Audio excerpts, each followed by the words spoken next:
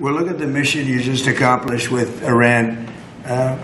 36 hours back and forth, flawless. Every bomb hit its target. They went right down those chutes, dark at night, no moon, no nothing. Every target, every bomb went right down. They have a chute that goes right down deep into the mountain. And they shouldn't have put ventilation in, I can tell you, because we use that for our advantage. But what they did, and we had the pilots and even the people that took care of the planes, we had a whole group of people at the White House a couple of weeks ago. And, you know, I didn't realize this, but they said, we've been looking at their predecessors, and then these were the pilots. They said, we gave them beautiful medals. And I'll show you the medal. Gave them a medal just like this. See? Just like that. They were so happy. Gave a lot of them out for that. It was an incredible job. You know, we had 52 tankers. People don't realize, so that they could refuel. We had many fighter jets, F-22s, and F-35s. We had many. It was an amazing operation. It was flawless. Compare that to the operation when they went in with the helicopters crashing and everyone running around the desert, and the prisoners being taken. And that was Jimmy Carter. And what a horrible thing.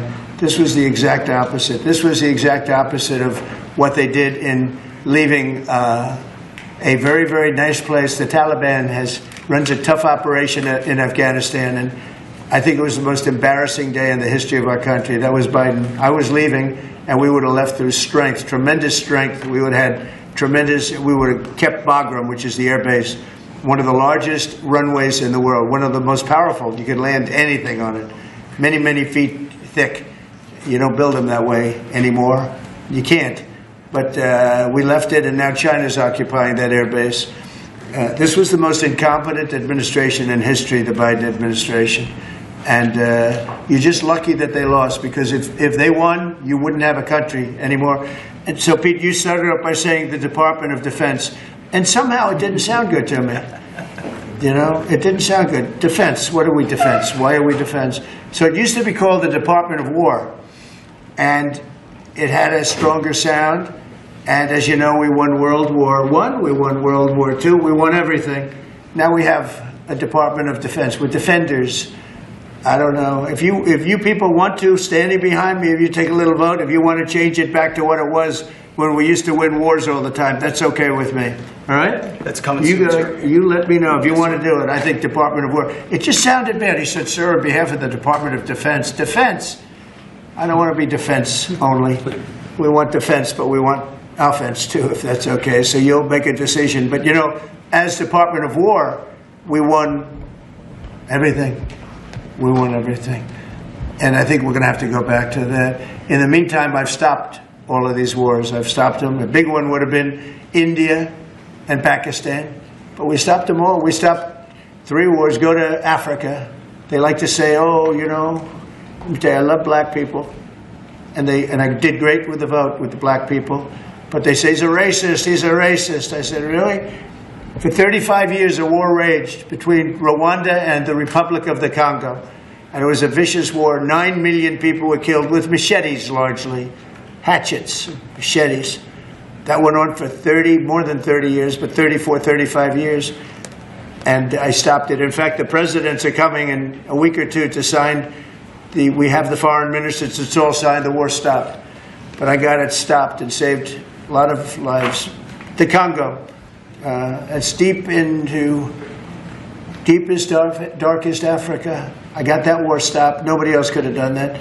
We did a lot of jobs. We did a lot of wars were stopped that nobody thought would even be possible. Now, I'll tell you what, the war with India and Pakistan, that was the next level. That was going to be a nuclear war. They already shot down 7 jets. That was raging. And I said, you guys want to do trade? We're not doing any trade. We're not doing anything with you if you keep fighting. You got 24 hours to settle it. They said, well, there's no more war going. And I used that on numerous occasions. Trade. I used I used whatever you had to use. But we got 7 of them stopped. And the one I thought would be easiest, frankly, was going to be Russia and Ukraine. But that turns out to be some big personality conflicts. It's one of those things. But we're going to get that stopped eventually. We're going to get that stopped too. 7,000 soldiers died last week. Think of that. 7,000. I usually say 5,000, but 7,221 soldiers died last week in the fight between Ukraine and Russia. And they're not our soldiers, but they're souls. They're living souls, and they leave their homes, and they wave to their parents, and their parents are so proud as they leave in a beautiful uniform, and a week later they get their head blown off by a drone. New form of military. It's a whole new form of fighting. So I would just like to thank the people that are behind me. Thank you very much. You've done a fantastic job. I appreciate it very much. We're doing a real job, and I'm so proud of D.C. I passed it 2 days ago, and all the garbage is off the streets. It's terrible. I came in a month and a half ago. I'm driving down, and I see garbage all over the place. The streets were a pigsty, like I won't use the city's names, but you know what I'm talking about. There are plenty of them outside of this country and inside of this country. Baltimore is a horrible deathbed. It's a deathbed.